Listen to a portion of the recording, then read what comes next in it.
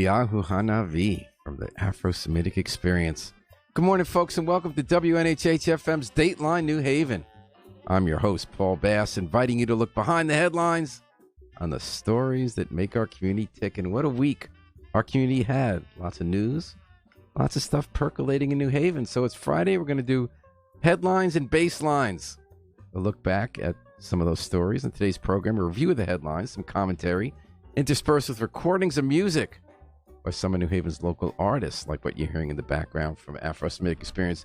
Harry Drost, WNHH station manager, is in the studio, and he's going to be welcome to pipe in if he has something to say about the stories. And actually, Harry, I do think the first story is something I'm very interested in what you think about. The biggest story, we had a lot of big stories in this week in The Independent, and one broken by Sam Gerwit went international. The BBC linked to it and everybody, and caused a lot of interesting discussion in the town of Hamden. And, you know, Hamden has been changing over the years. It used to be a pretty overwhelmingly white suburb outside New Haven. It now has 60,000 people and growing, and a growing non-white population. A big majority of the students in the schools are black or brown or Asian. And the overwhelming majority of teachers are white. So at Westwood School, 5th grade classroom, a teacher who happens to be white assigns a slave play, where the kids play slaves, and it was after Martin Luther King's birthday, and it was an old 2003 play put out by Scholastic for the classroom use to try to introduce little kids to how the slave play worked.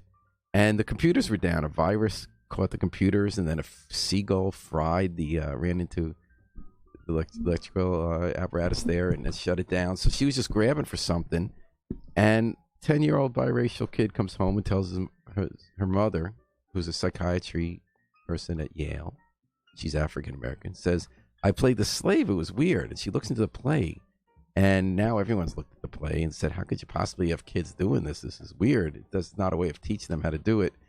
And the mother complained, and the teacher got put on leave. But then the mother said, we weren't looking for the teacher to put on leave. She's a very good teacher. And now the 10-year-old's upset that she got the teacher in trouble.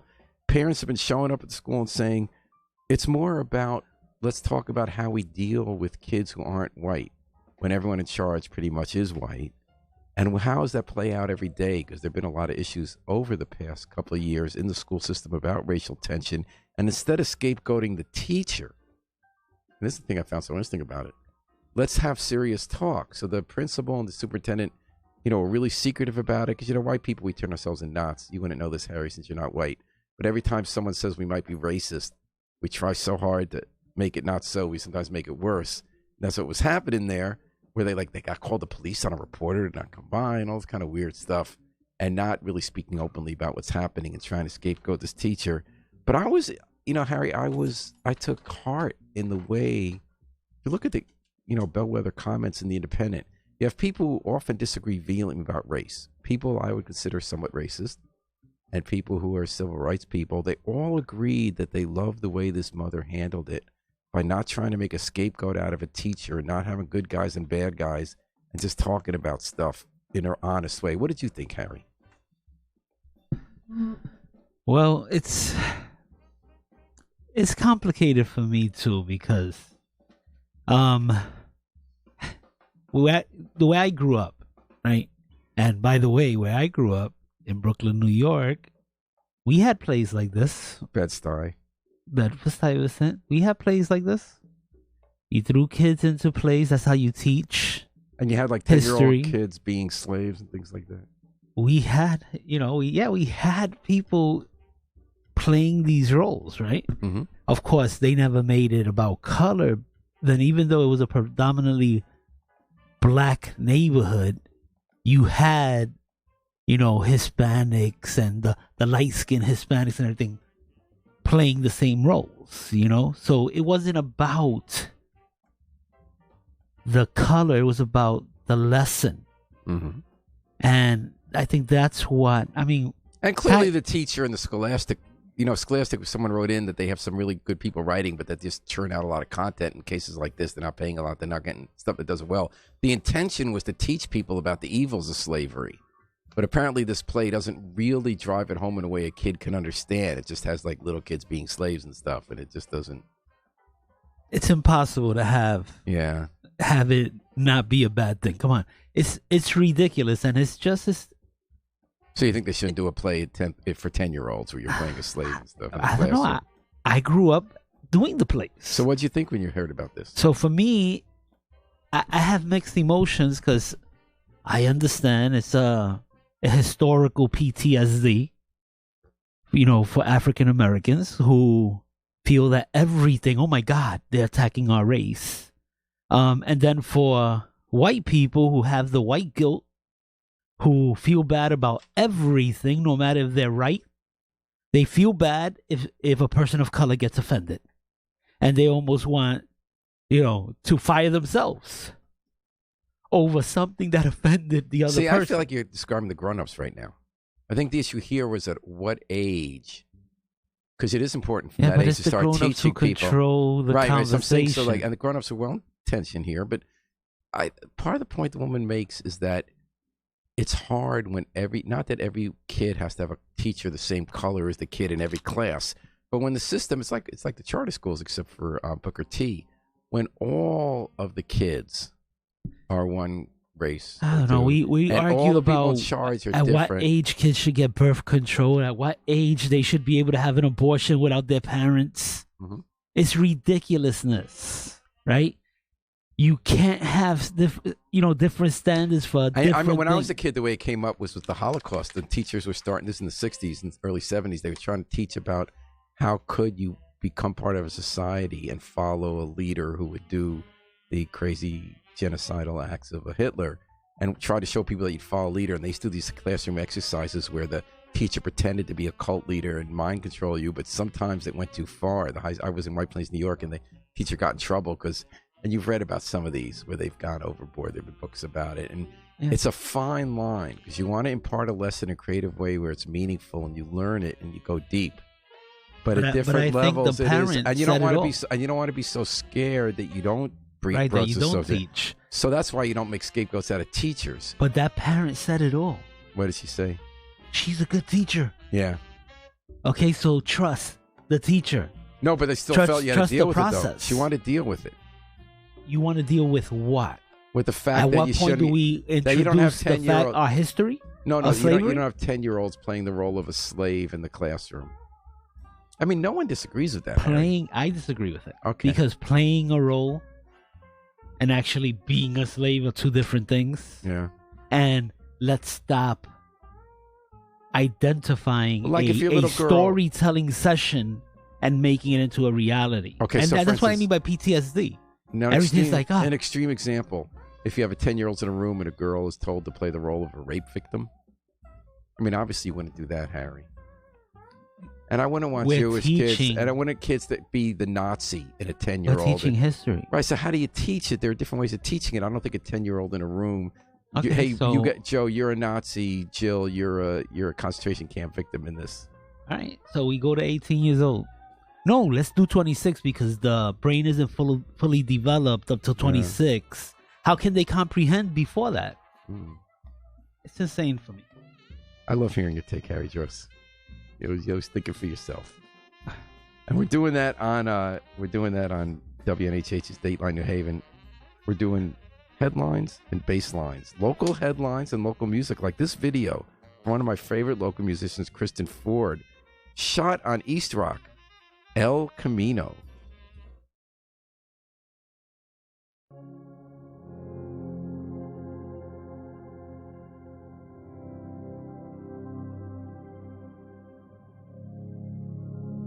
You can tell me no, no, no, no, no.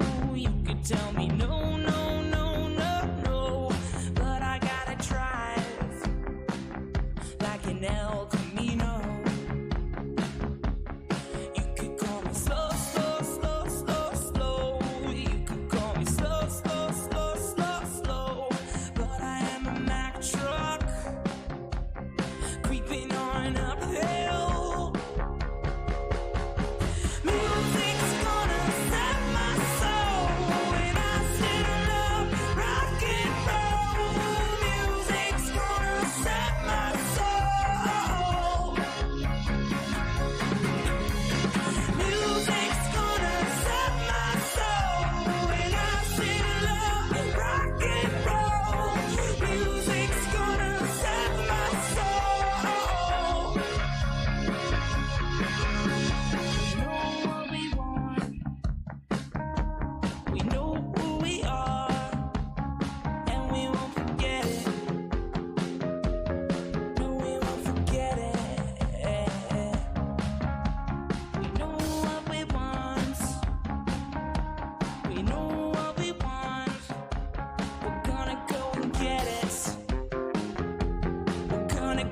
get it, get it. Music's gonna set my soul, and I still love rock and roll. Music's gonna set my soul. Music's gonna set my soul, and I still love rock and roll. Music's gonna set my soul.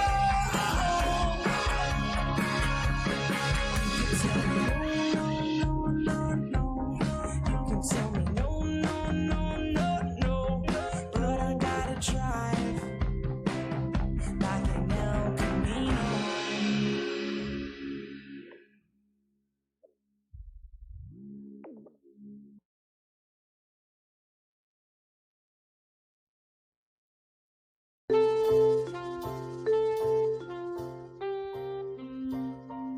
That was Kristen Ford with El Camino. And now in the background, you're hearing Jay Hogard from Harlem Hieroglyphics. He's doing the backdrop here on Headlines and Basslines. WNHH FM, your home for community radio at 103.5 FM, live streamed at newhavenindependent.org. We're doing the top stories of the week in review and some top local music to hear and see, including Jay in the background here. Harry Dross is with me this morning. Harry, did you notice the story we had on the guy who was working at the courthouse in Derby? So he lives in New Haven in the Goldville section, and his job is to check people in its security at the courthouse in Derby. And one day, we'd written this a while back, you saw, ICE came to arrest someone who was here illegally, undocumented immigrant. He's in a state courthouse for a different minor nonviolent charge, hasn't been convicted of anything. They wanted to get him, and this guy wouldn't let the agents in right away. He said, well, why are you here? Can I see your ID? And he said loudly, ICE is here. The agents claimed that tipped off everybody. The undocumented immigrant went to hide in the public defender's office. There was a standoff. New Haven advocates came, immigrant right advocates who love to get in these guys' faces, took videos of them and pictures. There was a standoff for hours, and then the agents left, and the arrest was not made. And now they have fired the security worker, saying that the state is saying he was derelict in his duty. And a lot of people say the state courthouse should not be a place where ICE goes in the first place.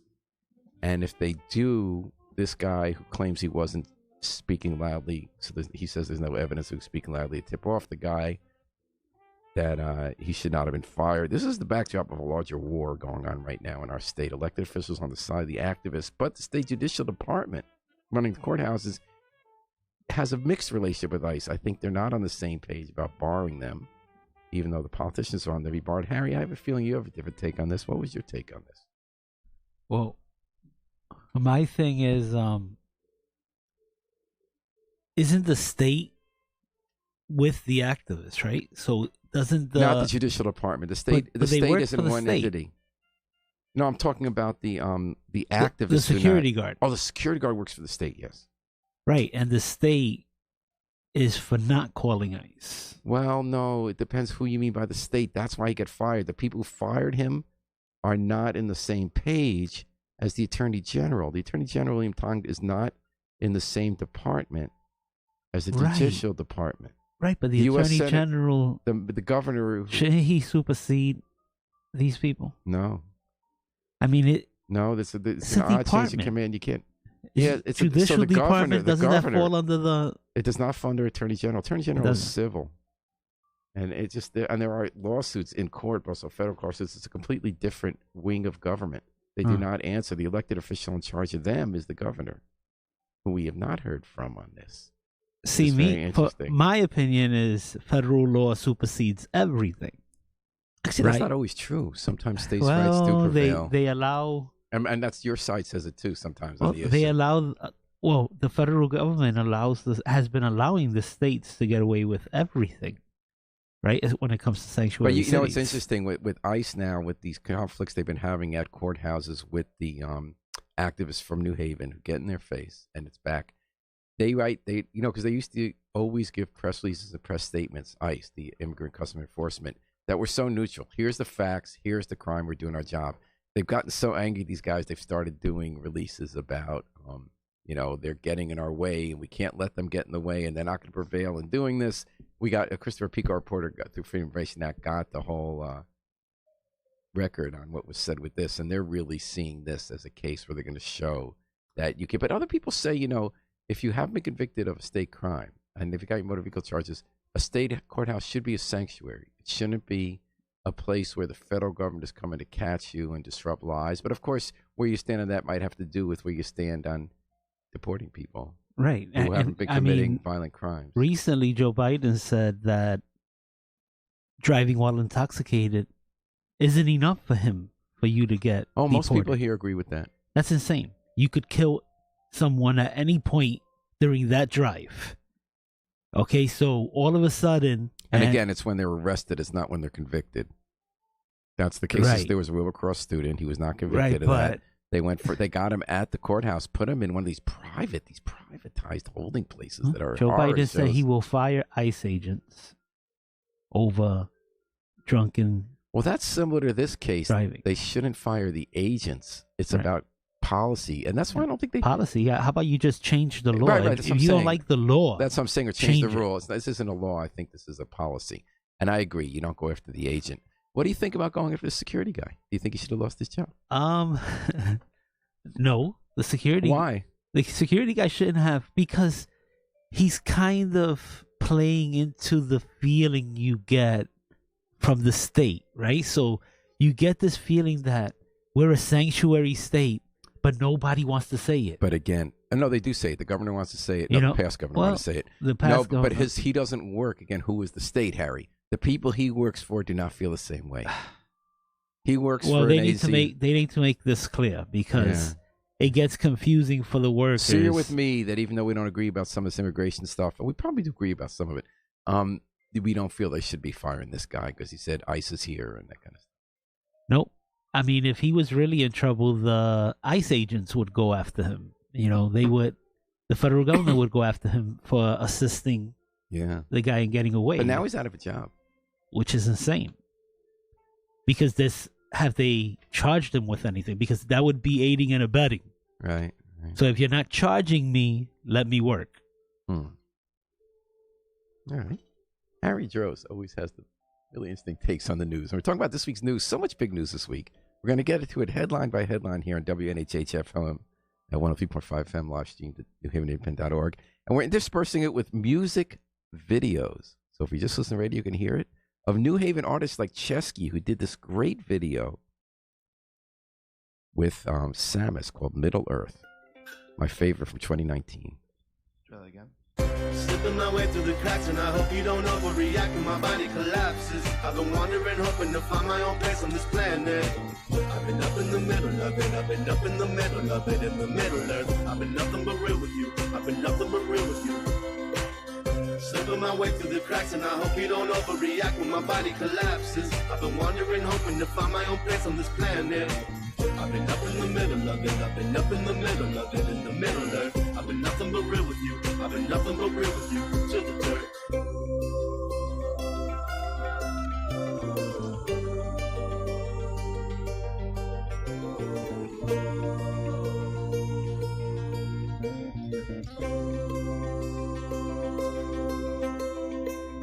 Is honesty overrated? How many times have I said the same thing in new ways? Start to think it's the way that my life's gonna be, and I guess that's okay. Wanted to be a grunge singer when I was a child. Grew up fast and wild. Now the crow's feet are crawling all over my face every time that I smile. What you know about being decapitated while your body still rolls around endlessly? Is there a way for me to face my infinite demons and maintain a sense of stability? Hustling for pennies like I was still 14. I ain't ready to grow up. Just wasn't made for these times. Realize I will never blow up, and that's fine. I'm not Cobain or Cornell or Lane. I'm just floating inside my own lane. Every word that I'm singing is plain. Just hoping that someone out there can relate. And there's times when I hate my brain, when I drive directly into trees. Think of 6 million ways to stop breathing, but my heart is pounding from the anxiety. Every year it gets sadder and fatter, to the point that you realize none of it matters much. For the minutes we have on this planet, we're seeking love, and that's more than enough. Call it what you want, call it God, call it your freedom. That connection between living beings is a powerful thing, and that's real to us. Slipping my way through the cracks, slipping my way through the cracks. Slipping my way through the cracks, slipping my way through the cracks. And I know she don't love me like that, and I know she don't love me like that. Not the gay nor the lady, maybe neither of them gonna love me back. Nah, slipping my way through the cracks, slipping my way through the cracks. Slipping my way through the cracks, slipping my way through the cracks. And I know she don't love me like that, and I know she don't love me like that. Not the gay nor the lady, maybe neither of them gonna love me back. Nah.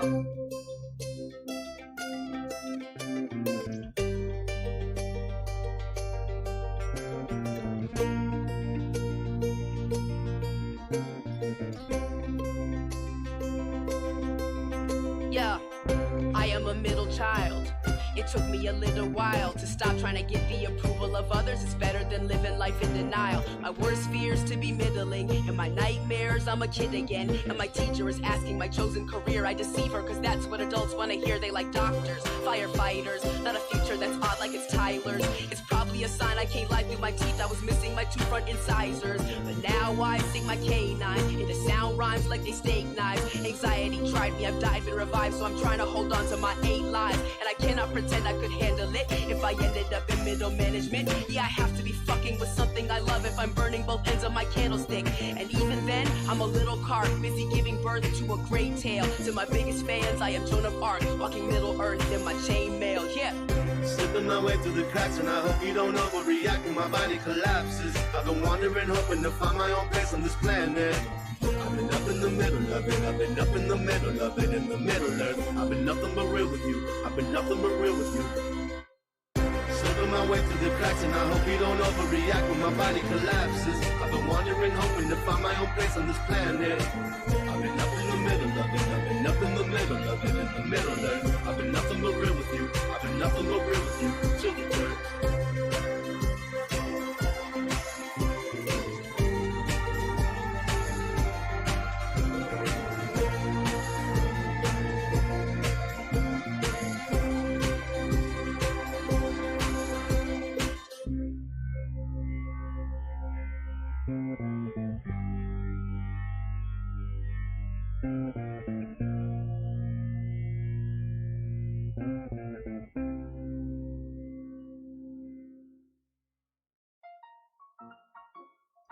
Wow, that was an intense cry from the heart and the soul. Chesky of New Haven, teaming up with Samus from Ithaca, New York, for that song Middle Earth. In the background now, you're hearing Jay Hogard. He's been a long-time star of the Connecticut music scene. He's there with Harlem Hieroglyphics. And we're here on Dateline New Haven, WNHH-FM, your home for community radio. I'm with Harry Drost, and we're talking about headlines and baselines. The headlines and local news from the week, and the baselines, like some pretty good baselines in that Chesky video from local tunes. So, Harry, one of the stories we wrote about this week that got a lot of reads in The Independent was about a cop who did not kill somebody. I don't know if you saw that story. His name is Jason Santiago, and he works Fairhaven. He's done it for 8 years. You know, a lot's been in the news lately about 3 times in 3 weeks. Officers have killed people, shot them dead in Connecticut. At least one of them seems to be pretty outrageous. I'm not sure whether we agree on that one. The mentally ill New Haven man, 19 years old, who did a carjacking, did a high-speed ride on 95. Local police departments did not chase him because it was too dangerous. State cops did, pinned him in. Then when he's pinned in, officers converged on the car. One officer shot through the window 7 times and killed him. So this is all in the backdrop as Jason Santiago got a call this week on Wednesday morning. Said Rupolo Manor, that's a public housing complex in Fairhaven. He said he wasn't even thinking about these other 3 shootings. He's thinking, oh boy, Rupolo Manor stuff happens there all the time. It used to be a senior housing complex. And then in the, I don't know if it was the 90s or the 80s, they started having a policy, the federal government, that senior public housing complexes also had to be for the disabled. And disabled had to include a definition of drug addicts of any age. So places like Rupolo Manor are seniors and sometimes very young people who are deeply engaged in drugs or mental illness or doing prostitution. They get pretty dangerous. Matter of fact, a couple of years ago, an officer did shoot someone coming at him, wanted to kill him, and wanted to be killed by a cop, as often happens in cases called suicide by cop. And the officer did shoot him, and he was cleared. So Santiago gets there, and the hearing woman says, I'm getting beat up. Help, help, help. He gets there, and a guy comes out, and a woman. The guy has a knife, and he's coming at him. So Jason pulls his gun. He tells his partner, Avila says, Eric Avila says, I got the main thing here. I got lethal, and I'll talk to him, because they don't like to have more than one cop talking when someone's disturbed, because if he hears voices from different sides, he gets more upset and can panic. So he has his gun trained on him, and the guy on his side, the cop, has the taser. Meanwhile, his radio's on, and he wants to make sure he's talking not just to the guy, but to the dispatcher and the other officers listening, so they know what's going on. So he says, drop the knife, drop the knife. So soon everyone, I think up to the chief, was listening on the radio as this thing's unfolding, and backup comes up. The guy comes in with the knife. He's a few inches away. They back up, and the guy goes, okay, then I'm going to kill myself. And then the other officers tried tasing him, but often tasers don't work, especially this guy's wearing a sweatshirt and a jacket, winter jacket, so it didn't work. And so the officer, Santiago, could have shot him, and he's coming down with a knife. But he said, first I'm going to try talking him down. Because even though he's coming at me, I don't think he wants to kill me. He'd seen the guy before. He knows he's mentally ill. One of the benefits of knowing not just your neighborhood, but people in that neighborhood. And so he's talking the guy down, and he says, I don't want to promise him anything, because this guy's also a SWAT cop. He's got SWAT training. And they train him that if you say, when you're negotiating with someone who's upset and violent or potentially violent, if you say the wrong thing, it sets them off, and everybody's different. So giving this guy the history of mental illness, he thought it didn't make sense to promise we're going to get you help. Because over and over again, this guy's obviously been promised help, gotten help, it didn't work. So instead, he just said, talk to me. He said over and over, talk to me, talk to me. He's also trying to buy time. So the guy's calming down, but then he gets upset again. The guy's like a seesaw. And then as another cop came, it did startle the guy. He dropped the knife, and the cops conversed and got him without incident. Another supervisor came who knew him from last summer on West Street in the Hill when he charged at him with a knife. They talked him down. In the ambulance, he freaked out again. The cops had to come and ride with him. At the hospital, he was freaking out. But at a time when the headlines have been about officers shooting, this was a different kind of story. And the police kind of wanted people to know that in New Haven, we don't usually shoot them. There have been incidents where they were, but that you don't have to, just because your life might potentially be in danger doesn't mean shooting is the only way out. Well, what did you think when you heard the story? There was a history with the guy, so they knew what to expect. It's a different thing when it's a bang situation. This isn't usually what you hear, right? Every situation is different. Every situation is different, and this wasn't bang. He knew exactly what he was dealing with. Good job for not overreacting. But like I said, there was a history here, so easier to react this way. How did you feel about the state trooper who killed the? I'm with you on this. This is insane. And I'm with you. That's all different. In that case, they did know he was mentally ill. It's possible he had a gun, but they didn't see one, and they heard he has a knife. Right. And he was in his car. He couldn't get out. I can't understand insane. why people think there are two sides to that one. That's weird. You can't, expect the guy to get out and put his hands on the vehicle when you got him blocked in. Yeah, so I was really struck when I talked to this officer, Santiago, who did not shoot. To hear him talk, when people you hear what they're saying after the facts. And he's saying how concerned he is that everybody involved gets help. So he spent time with the woman afterwards, I think a few hours, like coming up with a plan so that she'd be safe. Domestic violence help, that kind of stuff. He's worried about the people who watched it because it's traumatic. And he's worried that this guy is going to freak out again. He wants him to get the kind of help. They're dealing with Connecticut Mental Health Center. And, when I think about it, Harry, there are two bigger questions I don't have an opinion on that in terms of how to fix it that I think are in the backdrop of this incident. One was our decision to do what I said earlier, to combine seniors and an expanded view of disabled, an accurate but expansive view of disabled in the same place. You have people who are quite elderly. And this guy said to the cops, I'm scared. I can't live here anymore. Get me someplace else to live. And that, I think, is a fair point on this point. He says, I get beat up there. I get, it's a dangerous place. I feel bad for the older folks there. Although this guy wasn't super elderly, which brings up the second point to me, which was deinstitutionalization starting, I believe, in the 80s, where we said we want people to be out in the community. We don't want them warehoused in these terrible mental hospitals, which had a good motive. But even if he did got this guy to a place that's just for mentally ill people, not seniors, doesn't mean he's going to be necessarily safer because he's mentally ill. And cops are still going to have those situations. I don't know where to go on the pendulum. It's sort of like with DCF and kids you remove from dangerous situations. Where does then you put them into homes that aren't good, and at what point is it? But the thing about this is that they went from one extreme to the other, and there's no middle when it comes to the mentally ill. And I don't know where the middle is. I don't know where it is I've dealt either. closely but with people struggling with mental illness, and you don't know what's going to be the intervention. It could take decades till the right intervention works, or till the person has changed and can start taking the medication the person needs, or grappling with underlying problems, or medical advances catch up. It's a tough one, Harry. I don't know how you solve that. The difference, the biggest problem is human rights, right? It's weird to say that, but these people are human beings that have rights. Of course, and mental illness is a spectrum. I mean, we can say we all have, most of us, act at times or have reasons of PTSD or whatever that you can call us mentally. You're not going to lock up the whole country. Right. Institutionalizing people is removing their rights. And also last resort, or what'll help them and what'll help society. It's removing their rights. They may not want to be, But at what point are they competent? So if somebody's completely schizophrenic, we have to figure out that middle. We have to figure it out. It's hard. There's a lot of people who specialize in this, and it just seems like they took the easy way out. I mean, having most of them, and then they don't the homeless are mentally ill. You might not agree with me about this. I think they also don't fund. It's very expensive services, even though it's less expensive than institutionalizing people.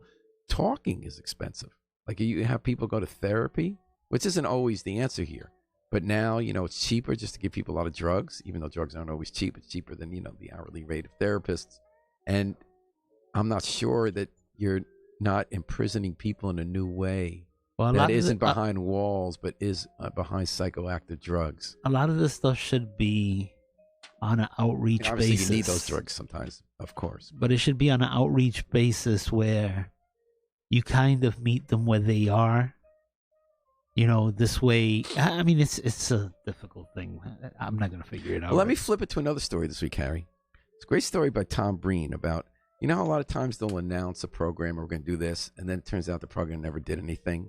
I had a feeling about this one program. It had to do with people with mental illness, drug abuse, who get arrested. And a lot of it started with the prostitution. They were arresting prostitutes, but not the Johns in New Haven. And a lot of them had drug addiction they were trying to shake off. And some cops said it actually helps sometimes because the system requires them to get treatment. But in general, there was a feeling that's criminalization. We've moved past that. You want to get them help instead. So Mayor Harp at the time said, okay, we're going to copy a program Seattle has. He got all sorts of money behind it.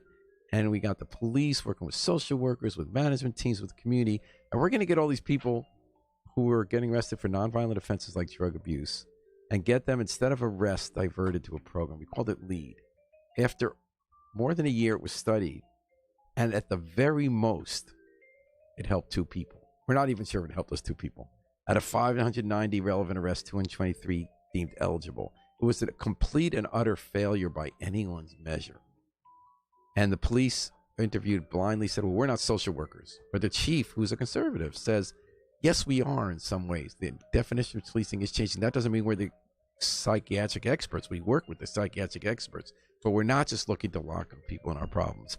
And then other people say that the police weren't trying it hard enough. The police, some of them said blindly, city officials were playing politics and not running it well. But again, a fundamental question for me sometimes is whether these well-intentioned programs can succeed, or whether bigger challenges in our society need to be addressed and not dumped at the doorstep of whether it's health departments or police. That's the thing, that usually these big programs don't work. Well, this was a pilot. This was small. It was just in the hill. But even these, where you're throwing money at an issue, and really that's what people are interested in, that you form another little bureaucracy where people are pointing fingers at each other. And we tried in this case not to hire new people. I don't know if we hired anyone, but, the existing community service administration, the city hall, worked with the cops in the hill. But they never got it together. And, social service and health initiatives are so important, and they're hard to make work. They're kind of squishy to measure, and they involve just human instinct of dealing with another human being and helping them. And that's hard to kind of make through rules and hard to make through design programs. Although, Seattle's apparently worked very well. So we're trying to wonder, why did this work so well in Seattle? Some people say New Haven's different because in Seattle, you have bigger penalties if you're arrested for prostitution or drug possession. So it's more of an incentive for these people to go in the program, whereas here we don't have high penalties. That's an interesting observation. I'm not sure I'm convinced if that's why it didn't work in New Haven. It did work in Seattle. People weren't fully vested in it. I mean, the thing is that I have a problem with all of these programs, right? Because you look at the war on poverty, right? We've spent it actually succeeded. Well, we spent like $22 trillion on the war on poverty since they declared the war on poverty, and we still have maintained about 40 million people in poverty throughout. No, our extreme poverty rate is way down. Well, war on poverty was a huge success. It's down that was now a talking under Trump. Point. It's been down for decades, and it got a lot of people food stamps. It got a lot of people rental assistance. It got a lot of people health care. But that same amount of people still live so, Harry, in that so gap. what would you do if you wouldn't? How would you? And I share your I take the skepticism. $22 trillion and I give it to the people directly instead of going through these bureaucracies. You give a drug addict cash to solve drug addiction? Drug addiction is a totally different thing, but I'm saying the war on poverty. You could have given each person $10 million and still would have been $22 trillion ahead. And then predatory finance would have come and taken that money away from them. Come on, you see, there's always an excuse. How about the bureaucracy? I agree. That has been I'm not for maintained. bureaucracy. No, I'm not arguing with you. I'm just saying I'm not about your solution either. I don't know the solution. No, I'm just saying that. But we do need drug treatment, don't you think? We do, and we do need. And some of those drug courts have worked, including some of the experiments in New Haven, where it's the redundancy of every program. It's just, and then even if they don't work, we still keep funding them. It's just okay. Doesn't make sense sometimes. What does make sense is that you're listening to Headlines and Basslines, the week in review from New Haven, and some local music and music videos, like the one we're going to hear now from Moonsha, who shot some great videos last year at Neville Wisdom, and this is called "You Broke My Heart."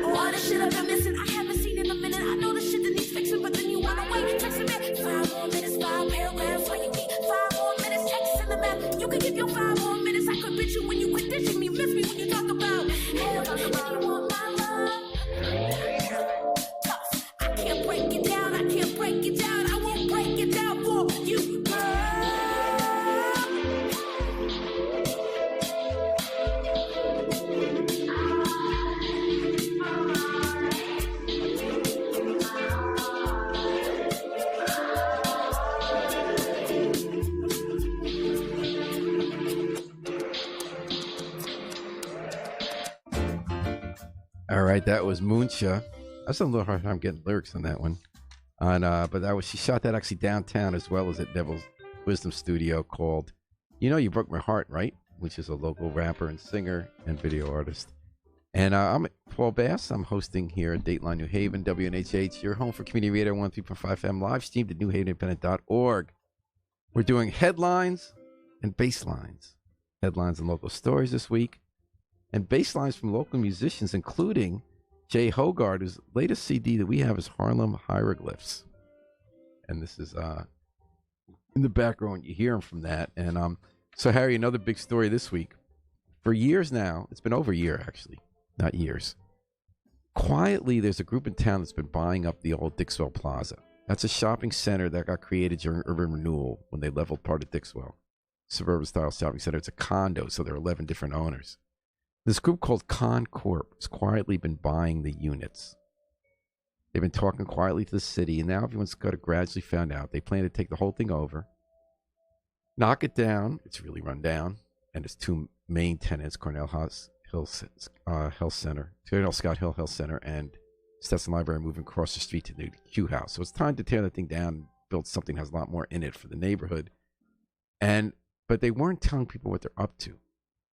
So this week they came to Stetson Library, said it was packed. Tom Breen was there, wrote a long story and said, here's what we're going to do. And people loved it. There are people in the room who don't have the same opinions about stuff, who are very skeptical about development.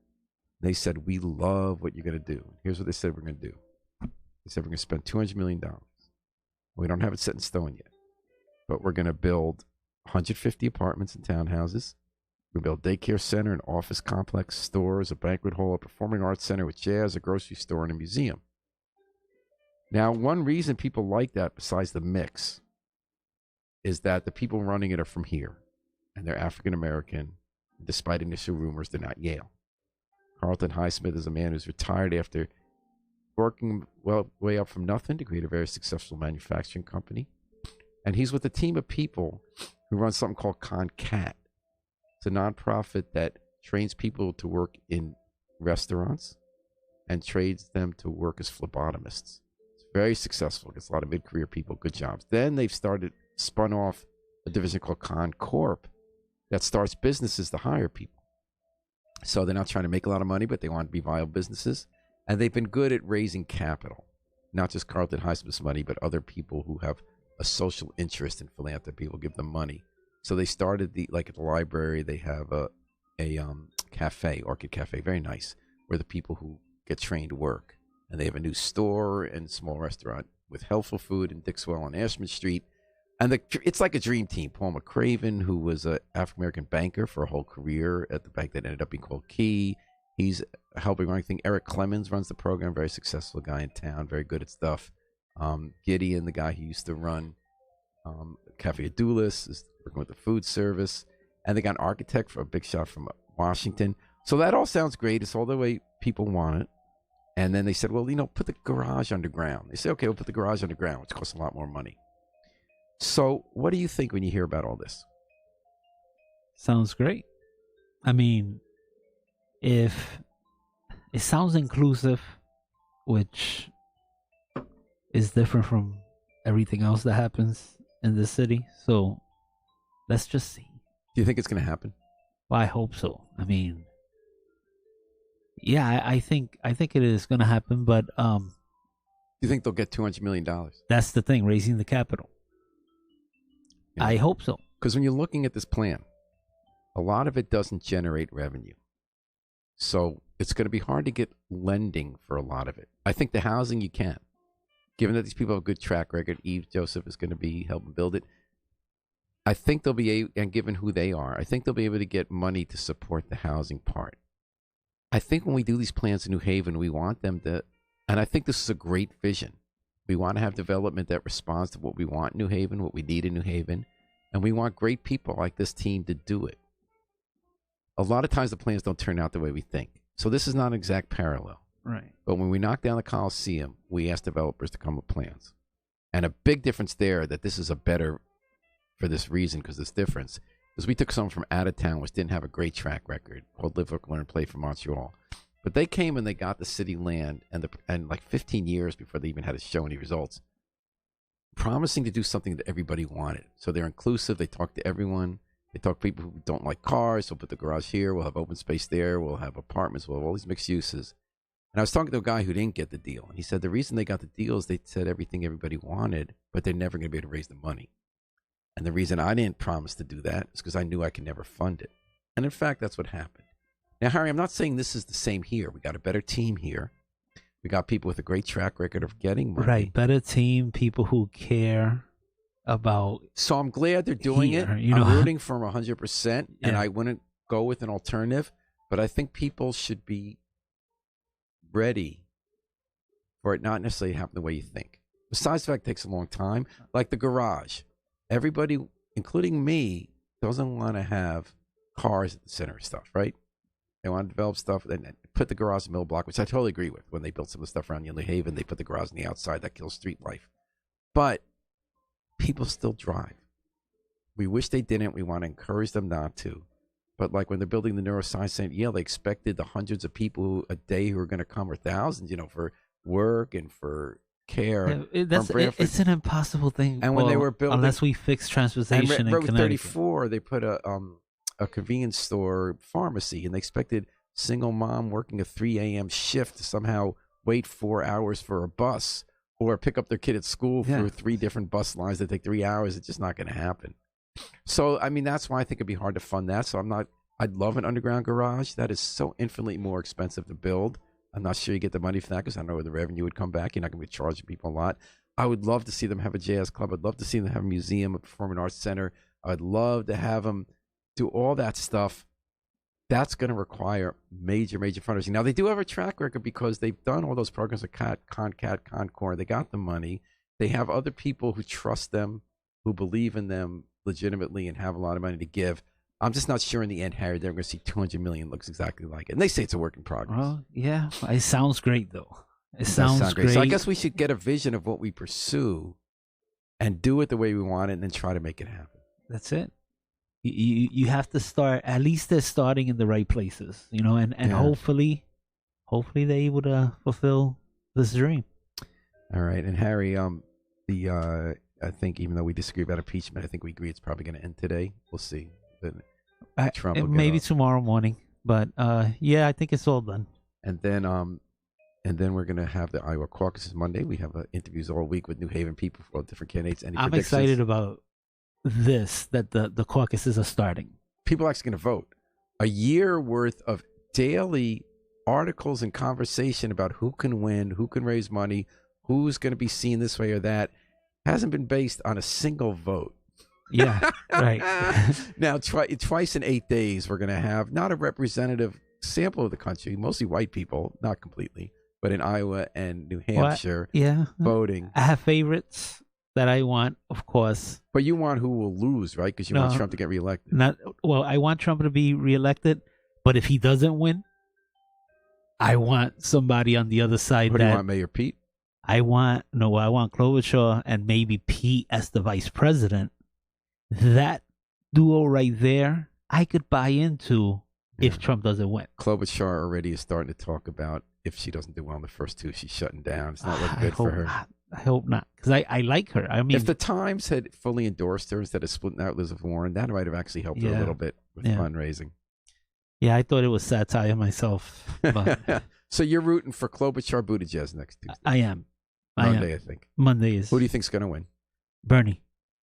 Bernie's going to win the first 2. Bernie's on a hot streak. And then once he wins the first 2, he might win the first. It might just a domino effect. So yeah, and then everyone's going to unite in the party who isn't on the left to try to stop him, especially the big money. The big money, the big names. Because the rumor is Barack is ready to come out against Bernie. So I can't believe he would do that. We'll it's more like Bloomberg. Bloomberg's got 9% without having even. He's done all his ads, but he hasn't shown up. 9% in 30 days. Pretty impressive. So, do you think we'd see him as the candidate? I don't think so, but he has $2 billion to spend, he said.